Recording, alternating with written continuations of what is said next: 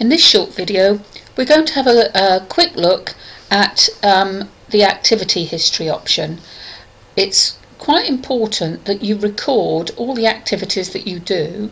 Some of the activities that are recorded are automatically added to your history. Let's click onto it and see what we have.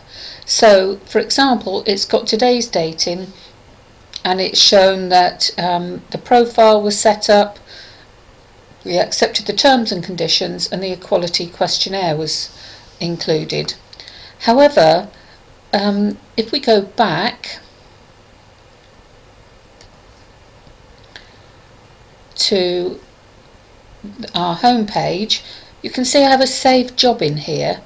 Now that doesn't show in my activity history, and it would be really useful for me to let my advisor know that I am actively seeking employment.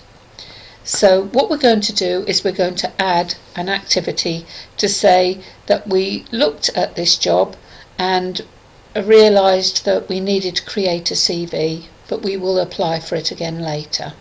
So we'll click onto activity history, and over here on the right hand side you can add notes. So let's click in here and highlight this, and that will delete it. And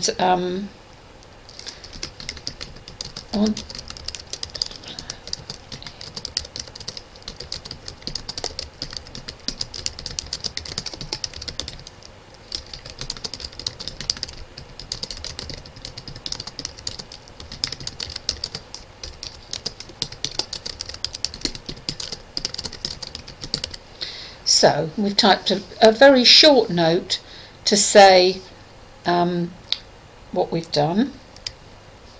Click on save, and can you see this note has now been added? So it's really useful for you to have these here, and to also have given permission for DWP, the Department of Work and Pensions, to access this information. But note that any messages here expire 91 days after the posted date. So, and it explains here that you can input in about any CV updates you've done, any interviews. You can add your own job search notes in the text box on the right, which is what we've done. And to view all applications, access your application history from the navigation bar above. So that would be doing that one there. So let's go and have a look at some jobs, and I'm going to put in one for a typist, and I want to be a typist in the PO1 area. If you've got any specific skills or keywords, so for example, if they still had shorthand typists, I could perhaps put shorthand in there, but that's not really relevant. So let's click on search, and we're looking for any jobs that contain the word typist in their search in Portsmouth and at a distance of 20 miles. If we have a look here, we've got one in Winchester, which really isn't relevant to us, and we've got 3 in the southern area. So what I could do is reduce this down. Let's say we just want to look at 2 miles, and then we've just got 2 jobs, both for medical audio typists. So if you haven't really got those skills, it's probably unlikely that it's going to be suitable, but we'll click on it and have a look, and it explains that you need to be an audio typist, preferably with a medical background, so that may not necessarily prevent you from applying for it, but it's a temporary position for a local company on an ongoing basis. It's got some information about the jobs, the salary there, when you're going to start, and it looks as though it's been you have to apply through Office Angels. If you look at the text here, you might think that it's a wee bit on the small side. You can resize the text by clicking on these links up here. So if you do have issues with your vision, you can resize your text up there. And now down here it's got some information about the job summary, it's got the job ID, so if you know the job ID you can just put it in up there.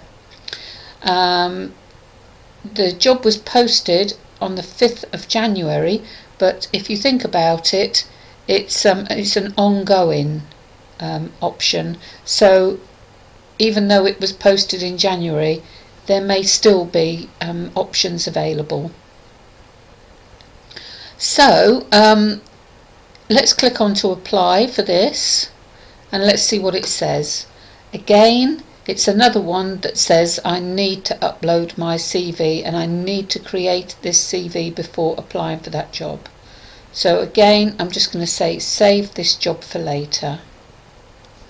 And now in my saved jobs, I've got two jobs that I've saved, and if we have a look, we've got the date that they were saved, and then they've got some actions. So you could click on to apply if you've got the CV ready, or you can delete it if you realise that it's not going to be suitable afterwards. And it's probably a good idea to enter some job search notes at this stage. So you click in the box and just type some notes.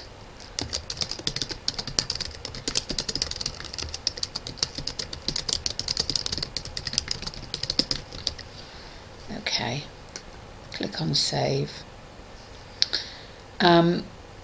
And here we've got some recommended jobs in there, so you can actually move through the Universal Job Match without having to keep returning to your home page.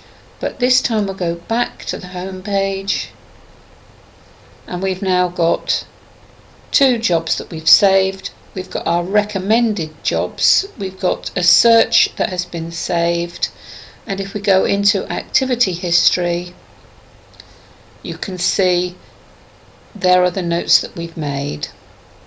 So that is that. So that is just a short introduction to the activity history. So we're going to log out, and we are back to the Universal Job Match. In our next video we'll be looking at how to upload CVs and some of the other options available to you on the Universal Job Match.